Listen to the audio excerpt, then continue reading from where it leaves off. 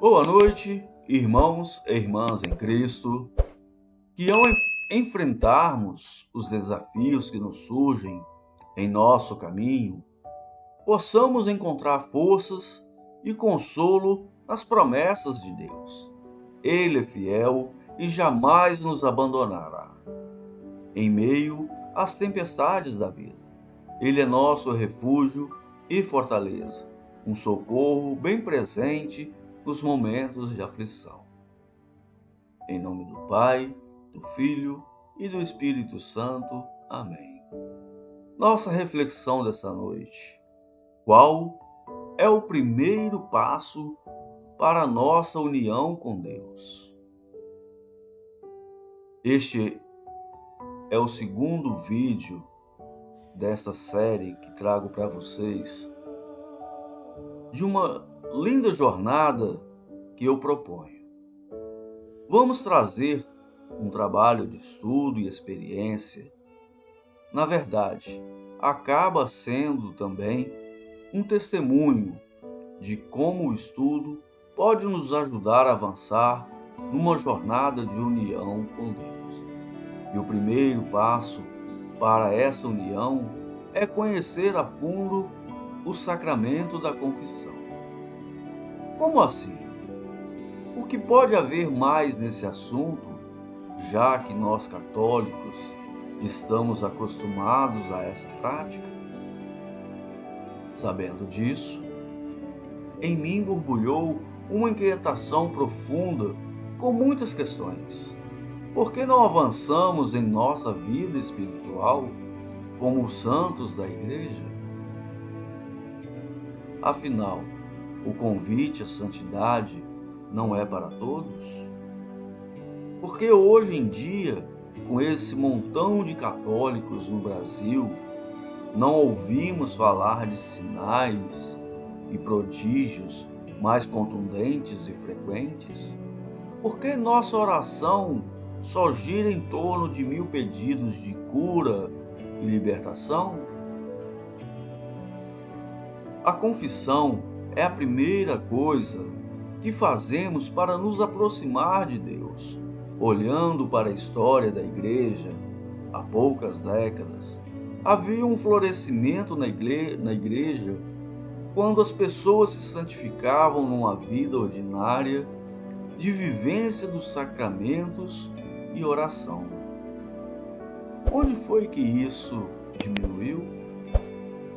Com o passar dos vídeos anteriores, desejo de coração que fique claro a vocês como a nossa geração perdeu completamente a dimensão do pecado devido a um nível intelectual e moral tão baixo como quase nunca se viu na história.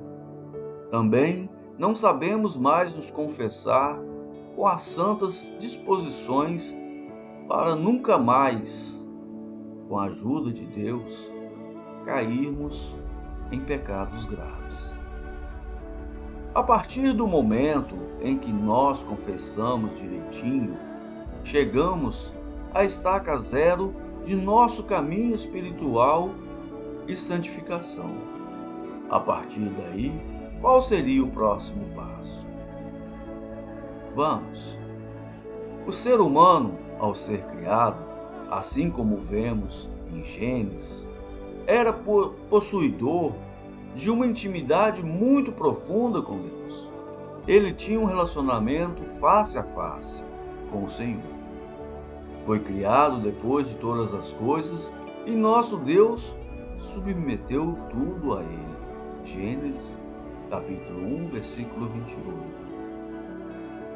Essa intimidade profunda dispensava a existência de mandamentos. Tudo seguia conforme a lei natural plantada no coração do homem. Deus só deu a direção de não comer do fruto da árvore do meio do jardim do Éden, porque sabia que se o homem comesse, morreria. Ou seja, romperia essa intimidade com o Senhor. Gênesis, capítulo 3, versículo 16 a 17. Ademais, o homem sabia o que fazer, como se comportar de modo que fosse bom para Deus, para o outro e para si mesmo. Infelizmente, no entanto, eles se corromperam ao comer do fruto do bem e do mal. Distanciamento de Deus. O tempo passou e o ser humano foi se distanciando cada vez mais do Senhor. Ele, no entanto, os quer de volta. Então, envia os profetas para chamá-los. Então, a todo o tempo, chamando os homens para reatar seu relacionamento corrompido com Deus. Todo o Antigo Testamento se torna um prelúdio da vinda de Jesus. É haver esse relacionamento com Deus rompido com o pecado original.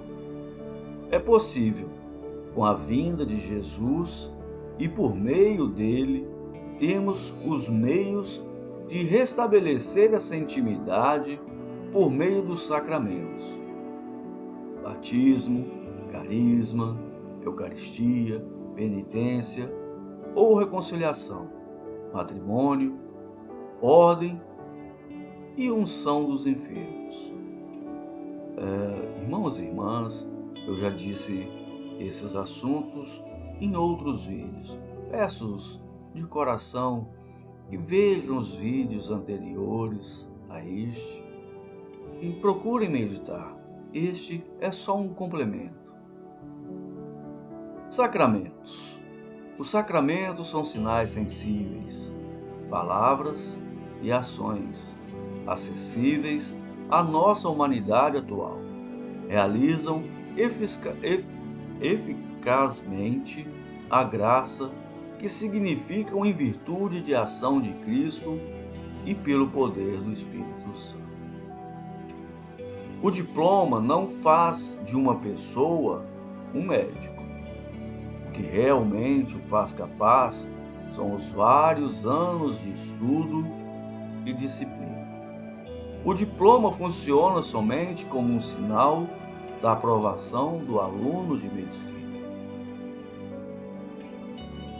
Os sacramentos, ao contrário, são símbolos daquilo que representam.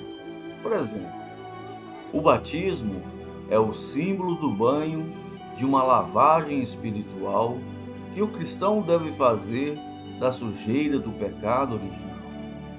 O batismo realmente faz isso. Ele nos purifica de todo o pecado e nos faz capazes de alcançar essa ligação íntima perdida no Éden. Fonte da graça santificante. A Eucaristia simboliza o sacrifício do Cordeiro para a expiação dos pecados. O altar é o lugar do sacrifício. Ao mesmo tempo, o altar é a mesa do banquete festivo do céu. De fato, a Eucaristia alimenta a nossa alma. O sacramento da confirmação, ou crisma, traz o batismo do Espírito Santo na vida do cristão. O sacramento do matrimônio simboliza a aliança entre Deus e os homens. Esse sacramento deve ser vivido dentro de uma dimensão de doação entre os cônjuges, semelhante ao amor e doação do próprio Deus pela Igreja. Ele se entregou em sacrifício de amor por ela, sem nenhuma reserva. O sacramento da penitência simboliza um julgamento. Ali, o réu se acusa dos próprios pecados. Porém, essa confissão dos crimes cometidos, em vez de conduzir a uma condenação, faz alcançar a misericórdia divina. Cura-nos da ferida causada pelo pecado. Os sacramentos são os meios criados pelo Senhor Jesus para infundir a graça santificada na alma da pessoa. Restauram a graça de Deus. Eles restauram a graça de Deus uma vez alcançada ou a cria pela primeira vez no coração. Essa graça de Deus trabalha como um organismo sobrenatural.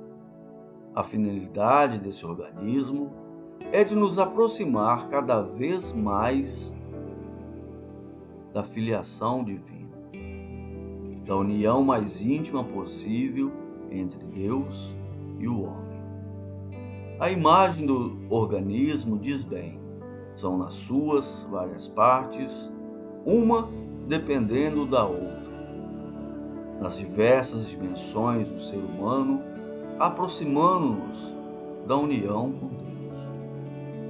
Existem várias formas de trabalhar e aumentar a graça de Deus no nosso interior. E uma dessas formas é a vivência correta dos sacramentos. Uma das graças específicas dos sacramentos, da Eucaristia, é aumentar o amor em nós. É uma graça específica desse sacramento. Fazer nosso amor crescer sobrenaturalmente e transformar-se em atos cada vez mais perfeitos. Já a graça específica do sacramento da reconciliação é fortalecer o penitente da luta contra o pecado e restaurar a intimidade com Deus. Durante os próximos dias ou semanas, vamos nos concentrar no sacramento da penitência, pois ele é a chave para começar qualquer caminho espiritual capaz de nos levar à união com Deus. Se não for bem vivido, os demais sacramentos não operam aquilo que podem fazer em nós. Não haverá intimidade com Deus se convivermos com os pecados graves. Irmãos e irmãs, como eu disse em todo esse vídeo, devemos nos confessar sempre a Deus, contar os nossos pecados, contar as nossas dificuldades, para que Ele nos perdoe e nos aproxime mais dele. É um trabalho difícil, mas não é impossível.